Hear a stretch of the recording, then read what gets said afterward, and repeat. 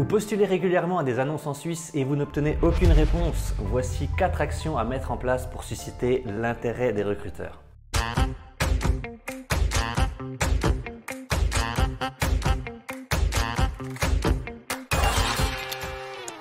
Hello, c'est Nicolas de Move to Suisse. J'espère que vous allez bien. Aujourd'hui, on va parler postulation et relance. Si vous postulez en Suisse, vous savez très bien comment il est difficile de décrocher ne serait-ce qu'une réponse de votre interlocuteur. Vous passez des heures à préparer vos candidatures, mais vous ne recevez que des refus automatiques ou au pire, pas de réponse du tout. C'est frustrant, c'est même déprimant à la longue et je vous comprends tout à fait. En mettant en place ces 4 actions que je vais vous présenter, vous allez voir que vos postulations pourront passer à l'étape supérieure, c'est-à-dire l'analyse automatique de votre CV. La première chose à faire, c'est de sélectionner les offres qui correspondent à votre projet professionnel. Alors oui, ça paraît logique, mais combien de fois j'ai vu un banquier d'affaires postuler pour devenir maçon juste pour avoir un job alimentaire et vice-versa.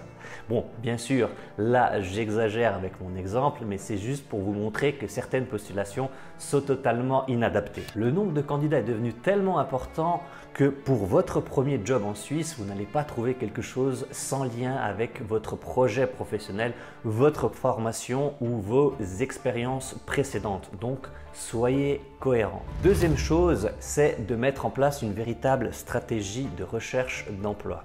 Envoyer des CV à l'appel en Suisse entière, ça ne sert à rien et ça aura même l'effet contraire.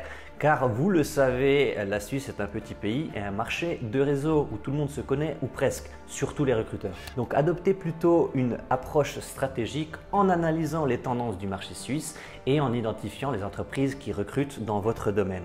Vous devez comprendre absolument les spécificités des offres d'emploi locales et une bonne préparation est la clé. Troisième chose, personnalisez votre dossier de candidature. Là encore, tout part du CV. Non seulement un CV générique ne suffira pas, mais en plus un CV non adapté à la Suisse ne sera pas regardé avec sérieux. Adaptez chaque postulation par rapport à l'offre du poste que vous visez avec le CV adéquat. Un même CV ne peut pas être utilisé 2 fois. Montrez également que vous avez fait des recherches sur l'entreprise et expliquez pourquoi vous êtes le candidat idéal dans votre lettre de motivation. Quatrième et dernière chose, développer son réseau. Comme dans toutes mes vidéos, je le dis et je le répète, le réseautage est très important en Suisse. Vous avez un outil génial pour vous faire un réseau, même à distance, avec LinkedIn. Alors, utilisez cet outil pour entrer en contact avec des personnes de votre secteur,